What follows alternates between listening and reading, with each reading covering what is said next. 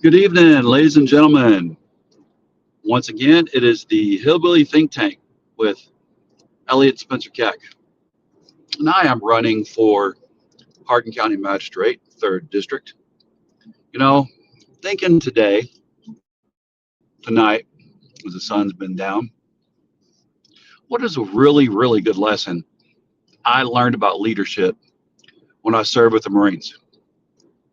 Now, I was a hospital corpsman, so to the Marine Corps, I was their doc, especially in the infantry. And in the Marine Corps infantry, whenever we would be out in the field, so this means away from the barracks, actually either training on missions or actually out in combat.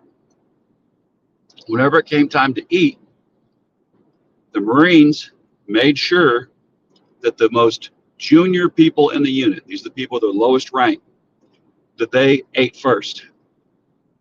So if you're an E1, you ate before the E2.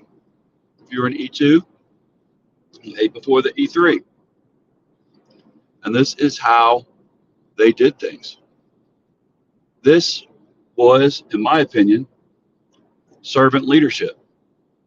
And that's not necessarily something that's always been thought of when you think of the military. You don't always think of leaders as serving the people that they lead. But that was just a prime example of, hey, the good leaders, the best leaders did. The best units I was with. Not only would they make sure that the lower ranked enlisteds ate first, I was in one unit where they made sure that their docs ate first. The folks that they knew had the high likelihood of being shot in combat, since we were the ones traditionally that the enemy wants to take out, so you can demoralize the rest of the infantry. You know, if you shoot the person or wound the person that is going to patch up all the troops as they're injured, that's really demoralizing. So I was in a unit one time that made sure they fed their corpsmen, and then they fed the rest of the Marines. But they always made sure that the leaders made sure they definitely ate after the junior guys. Now, why am I bringing this up? Well, here we are, many days into the poorest among us, the least among us here in America are going hungry. We're even hearing right now that food banks outside of military bases are seeing a 30 to 75% increase in the use of their services. What does that mean? That means that the troops, now that we are paid, have had a couple of paydays, they're not getting paid. They're still having to work. They're still having to put their boots on the ground, boots in the field, getting dirty, doing dangerous missions, but they're not getting food. And almost more importantly, or possibly more importantly, depending on who you talk to, their families aren't getting food. Well, there is nothing worse for morale than knowing that your family is back home starving while you're out in the field. Nothing more gut wrenching. I've been through a couple shutdowns in the military, and there is nothing worse than this. You know, having to know, hey, you've got to borrow money for your family to eat because there's a government shutdown. Now, if we had real leadership, there'd be no way in heck that there would be people in this nation going without food when we have SNAP benefits available. So not only are troops having to go to food banks, all of the working class poor are going starving. This is absolutely a travesty. In the wealthiest nation in the world, we should not have working poor. having to beg for scraps, but we do. Shouldn't have kids of working poor, working class, starving at night, but we do. We shouldn't have kids of the military starving at night, but we do.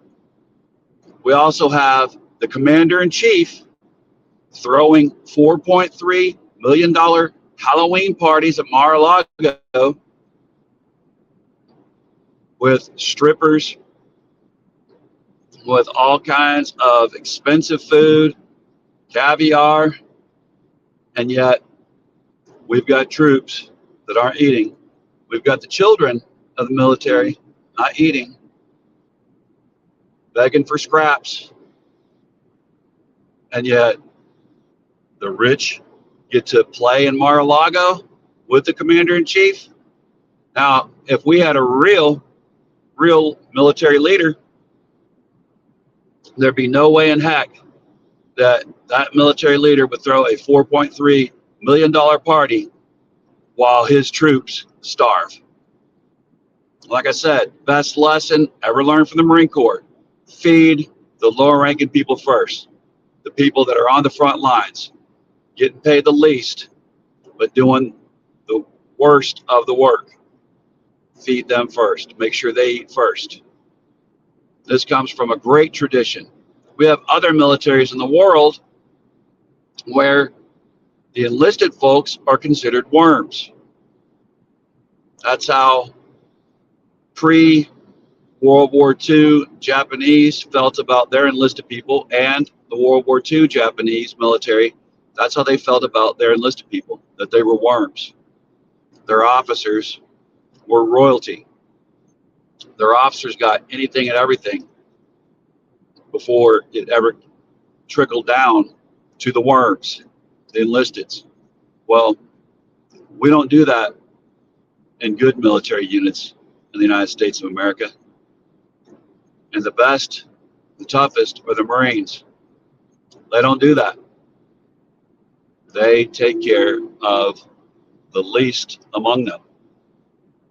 We should do the same in the civilian sector. We should demand that our commander in chief not only quit throwing parties at Mar-a-Lago while the nation is starving, but he goes and shares food by the millions of dollars worth in direct proportion to the party that he threw, that he goes and shares that with the poor, that he goes over to Killeen, Texas, which is right outside of Fort Hood, where the food banks are reporting a 60% increase in military families and troops coming to the food banks for food.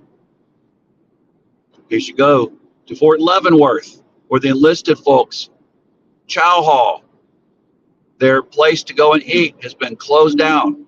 They don't have a place to go and eat. They don't have food. And they can't just go off base and eat. This is not something that can abide. Cannot abide in the greatest nation in the world. So this is a ruse. We can't see that this is just a game being played by folks who want to preserve all of their tax breaks for the billionaire class while letting the working class starve and worse. So we've got to stop it. You got to demand accountability from the top down. All right, y'all. Remember, love your neighbors as yourself. We know we love ourselves, so let's treat our neighbors accordingly. And we are a brother's keeper. We're a sister's keeper. Bless our corazón. Have a great night.